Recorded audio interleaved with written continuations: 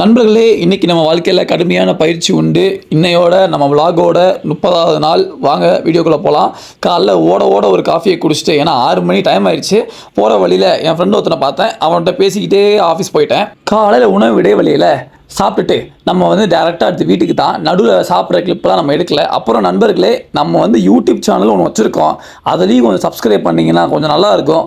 உங்களுக்கும் புண்ணியமாக போகும். சாயங்காலம் ஒரு டீயை போட்டு ரூம் வந்தால் சரியான டயர்டுன்னு தான் சொல்லணும். இருந்தாலும் முதல் வேலை நமக்கு பாத்திரம் வளர்க்குறது தான். அப்போனா தான் நாளைக்கு நாஸ்தா சாப்பிட முடியும். அதுக்கப்புறம் கையோடு நான் ஜிம்முக்கு கிளம்பி போயிட்டேன். போகிற வழியில் நம்ம ப்ரீ ஒர்க் அவுட் ட்ரிங்க் ஒன்று போட்டுட்டு என்கிட்ட இருக்க அதிபயங்கரமான சக்தியை வச்சு லிஃப்ட்டை ஓப்பன் பண்ணி நான் மேலே போயிட்டேன். இந்த நேற்று போட்ட கால் வலி இன்னும் நம்மளை விடலை. அதனால் இன்றைக்கி நம்ம வெறும் பேசிக்கு அது மட்டும் தான் பண்ண போகிறோம். போன உடனே வார்ம் அப் ஸ்டார்ட் பண்ணிட்டேன்.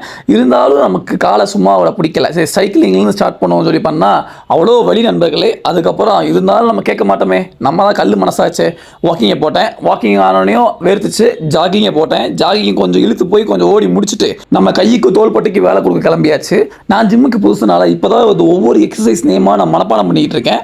ஒரு நாள் நானே எடுக்கிறேன். அதுக்கப்புறம் இது எனக்கு தெரியும். இது பேர் பரவ ஒர்க் அவுட். எனக்கு ரொம்ப பிடிச்ச ஒர்க் அவுட்.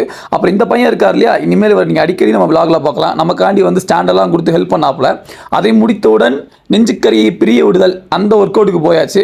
அதை பிரிச்சுட்டு ஷோல்டர் பட்டையில் ஒரு பூட்டு, அதை முடிச்சுட்டு நான் வீட்டுக்கு கிளம்பிட்டேன். ஏன் வேகமாக கிளம்புறேன்னா, நைட்டு லேட்டாக போனால் சோறை மிச்சம் வச்சுருக்க மாட்டாங்க. நான் மறுநாளுக்கு சோத்தை கட்டணும், நைட்டுக்கு சாப்பிட்ணும். நான் சொன்ன மாதிரி பார்த்தீங்களா, ஒரு வெண்ணையும் மிச்சம் வைக்க மாட்டாங்க. நைட்டுக்கு ஒரு 3 ஆம்லேட்டு, கம்பெனிலேருந்து கொடுத்த முட்டை. நம்ம சுண்டல் இப்போலாம் காலைல வேக வைக்க டைமே இல்லை. அதனால் நைட்டு சாப்பாடோட சாப்பிட்டுக்கிறது. இதோட சாப்பிட்டு முடிச்சு தெம்பாக படுத்துக்கிறேன். நாளைக்கு வேற ஒரு கண்டென்ட்டில் உங்களை சந்திக்கிறேன். அது வரைக்கும் டாடா, பபாய்.